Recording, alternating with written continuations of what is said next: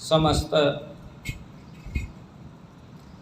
धरती के सर्वोत्कृष्ट अर्थात सबसे उत्तम भूभाग तीर्थराज प्रयाग के पावन तट पर माँ गंगा, माँ यमुना और माता सरस्वती के संगम, जो यह संकेत है कि गंगा मैया भक्ति की प्रतीक हैं, स्वरूप हैं, यमुना कर्म की स्वरूप हैं और सरस्वती जी ज्ञान के प्रतीक हैं।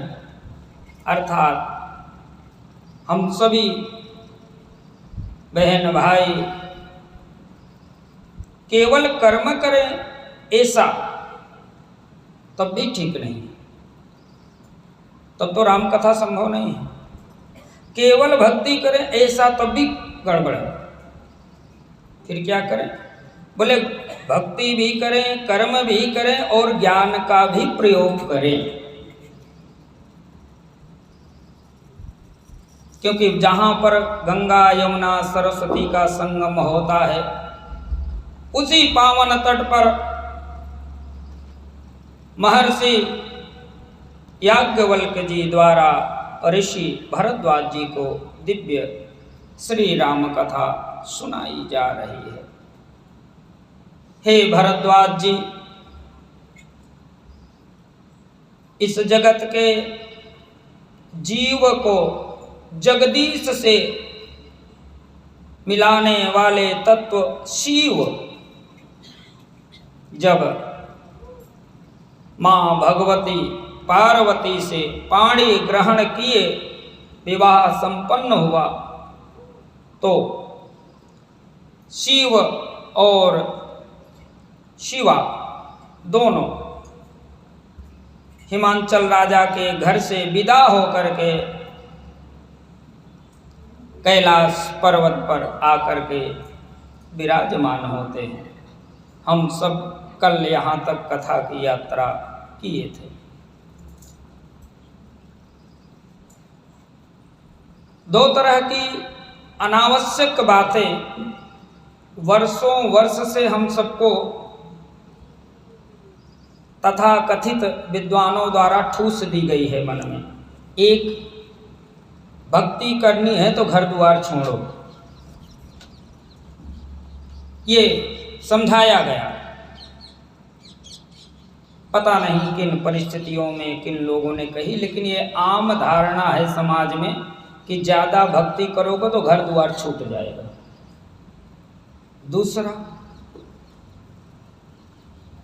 यह भी साथ में हम सबको ये विगत वर्षों के कालखंड के लोगों ने समझाया कि अगर ठीक से भक्ति करनी है तो गृहस्थी ही मत बसाओ। आपने भी गांव में कहा सुना होगा, नहीं कहा तो सुना जरूर होगा कि अरे क्या, जब मंदिर में ही जाना था, कथा ही 3 घंटे रोज सुननी थी, खेत में जाना ही नहीं था 9 दिन तक, तो क्यों विवाह कर लिया, क्यों गृहस्थी बसाई, क्यों बच्चे पैदा किए। ये दो धारणाएं बहुत मैं आपसे कहना चाहूँगा। जो अंदर हैं बहुत सारे लोग, बाहर भी बहुत सारे लोग बैठे हैं, सब ध्यान से सुनना। विगत कई वर्षों से अपना देश गलत हाथों के द्वारा संचालित रहा है, जिसके कारण हमारी मान्यताएं, हमारी संस्कृतियों को वो खत्म तो नहीं कर सके, लेकिन उसको उल्टा पुल्टा कर दिया, गलत समझा दिया। अब जरा देखना, याज्ञवल्क्य जी कहते हैं भरद्वाज जी महाराज, जगत के जीव को जगदीश से मिलाने वाला शिव स्वयं विवाह कर लिए। और किसके कहने से? राम जी के, जगदीश के। अब केवल विवाह नहीं करते, कैलाश पे जब आकर विराजमान होते हैं तो गृहस्थ धर्म का पालन भी करते हैं। ऐसा नहीं कि विवाह कर लिया फिर राम राम में लग गए, ऐसा नहीं। याज्ञवल्क्य जी महाराज कहते हैं, जब ही शंभु कैलास ही आए, सुर सब निज निज लोक सिधाए, जगत मातु पितु शंभु भवानी, ते श्रृंगार न कहूँ बखानी। जगत के माँ भवानी कैलाश पे आकर सुंदर श्रृंगार करती हैं, स्त्रियों की तरह, जो विवाहित स्त्री को श्रृंगार करना चाहिए। और फिर क्या करते हैं, पूरे विधिवत तरीके से श्री रामचरितमानस में इसका वर्णन किया गया है। करहि विविध विधि भोग विलासा। आप सुने ध्यान से। अरे कहे कि ये आदमी बड़ा भोगी है, ये क्या राम राम करेगा, ये क्या वहां जाएगा, धाम पे जाएगा, अच्छा आदमी नहीं है। क्यों? बोले भोग करता है। लेकिन जरा समझने का विषय है, भोग गड़बड़ नहीं है, भोग का रोग ना लग जाए, भोग रोग ना बन जाए। इसलिए सावधानी से सदगुरु के सामीप्य जाकर के व्यक्ति को सत्संग करके समझना चाहिए कि हम भोग तो करें, लेकिन कितना भोग तो करें, लेकिन कब तक। दो बड़े महत्वपूर्ण पहलू भगवान शिव के इस कथा में हमें समझने की चेष्टा करनी चाहिए। करहि विविध विधि भोग विलासा, भोग कर रहे हैं भगवान भोले, माँ पार्वती, जो गृहस्थी विवाह करके पति पत्नी आते हैं, जिस प्रकार से जीवन जीते हैं, पूरा जीवन जी रहे हैं। वो तो ऐसा तो नहीं किए कि विवाह से आते ही बैठकर राम राम राम राम राम राम करने लग गए। और क्या कहते हैं, बोले गणन समेत बसहि कैलासा, हरि गिरिजा विहार नित करयु। रोज भिन्न भिन्न प्रकार के भिन्न भिन्न स्थानों पर, कैलाश के विभिन्न स्थानों पर जाकर माता भवानी और भगवान भोलेनाथ गृहस्थी धर्म का पालन करते हैं। और आप डरते हो कि अभी बेटा अभी 2-4 साल हुआ, शादी भय, ज़्यादा अगर कथा उथा सुनवा दिए, साथ मिले गए, तो ऐसा न हो कि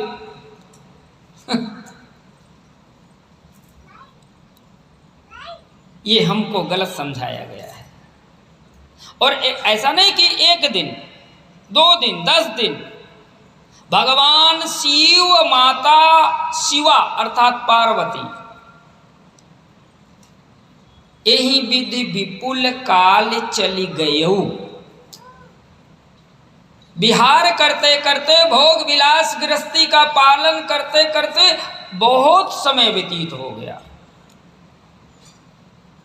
और तब एक परिणाम प्राप्त होता है कि तब जन में वखड़ बदन कुमारा, तब जन में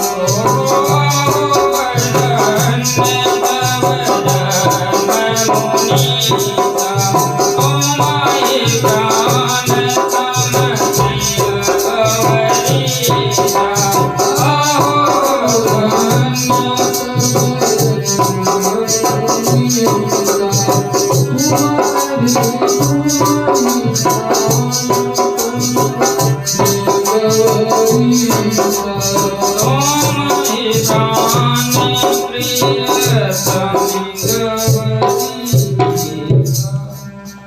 बोलिए गौरीश भगवान की जय हो।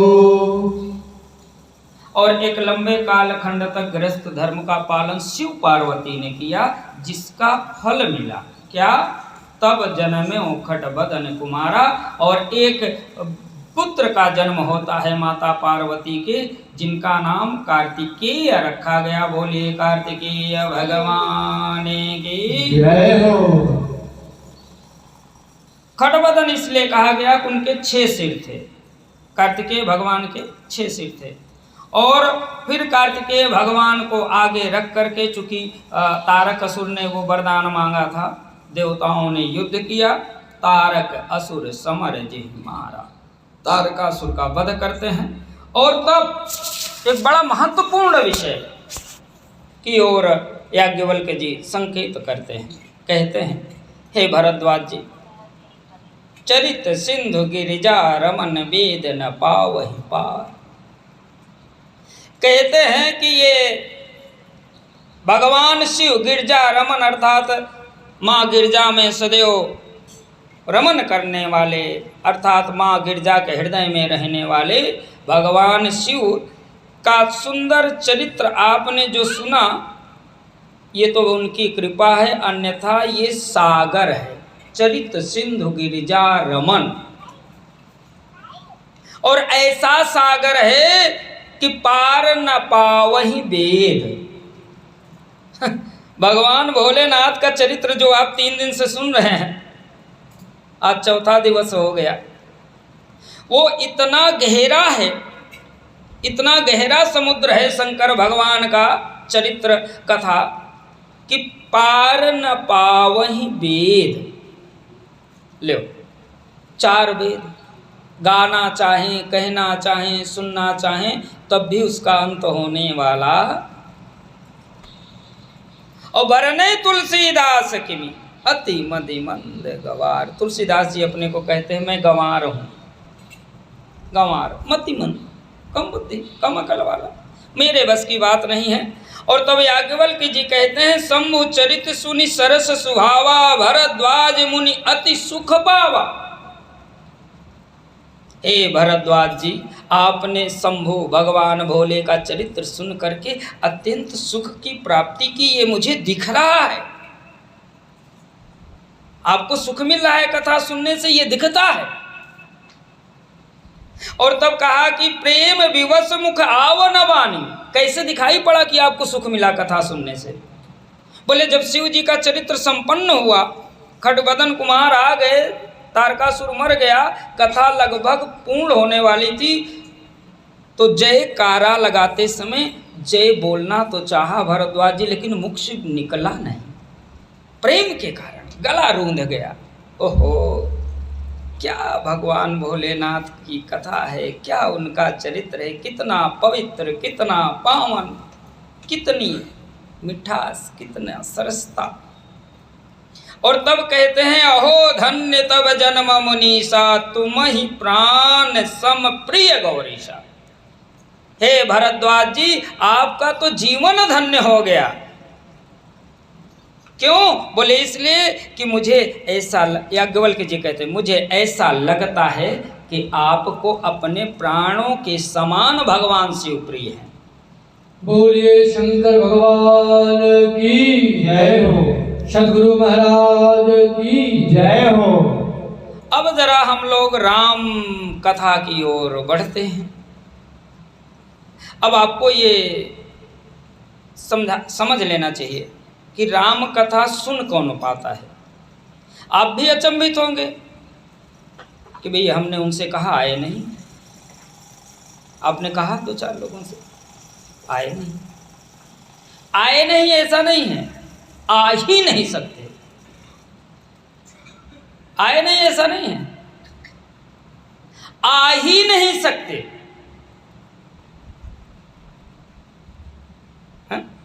क्यों? बोले शिव पद कमल जिनई रत नाही।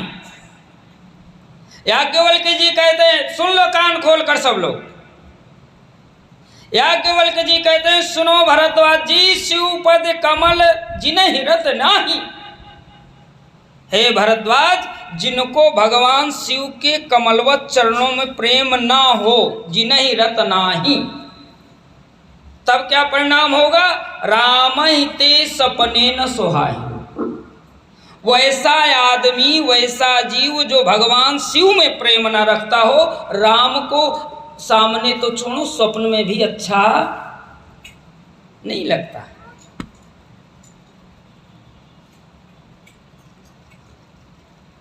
अगर आपको शिव से प्रेम नहीं है तो सारी जिंदगी, कई जिंदगियां खपा दो राम राम करते करते, उनके स्वप्न में भी तुम अच्छे लगने वाले उन्हें याज्ञवल्क्य जी कहते हैं। और कहते हैं, हे भरद्वाज जी, जिनको पता करना हो कि हमारा शिव में प्रेम है कि नहीं, उनके लिए एक लक्षण है। क्या?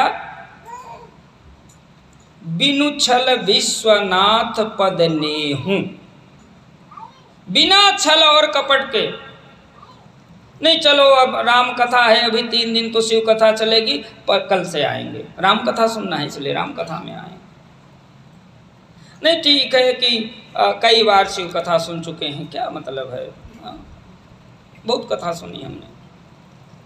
अथवा तो गृहस्थी जीवन धर्मा जितने भी छल हैं, याज्ञवल्क्य जी कहते हैं, भरद्वाज जी महाराज, बिनु छल विश्वनाथ पद नेहूं, राम भगत कर लक्षण एहू।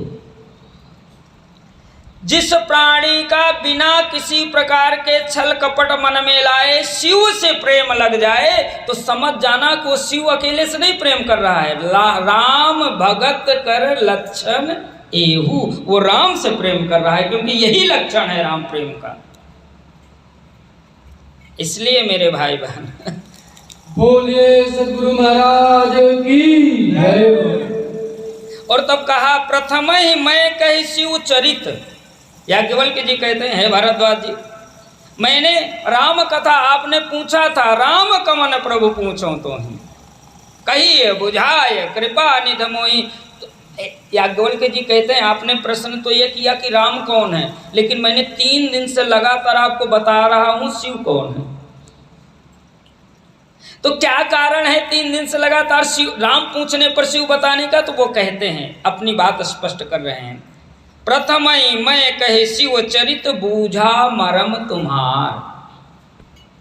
मैंने भरद्वाज जी भगवान शिव की कथा सुनाकर आपके मर्म को, आपके राज को जानना चाहा कि शिव में प्रेम हो तो राम कथा के तेई अधिकारी।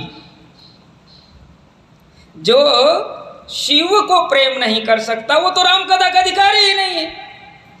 तो मैं आपको टेस्ट कर रहा था, जानना चाहता था, बूझना चाहता था, इसलिए अब तक ये सुनाया। लेकिन मैंने पाया क्या, सुच सेवक तुम राम के। 3 दिन में मैंने खोजा, 3 दिन में मैंने जाना।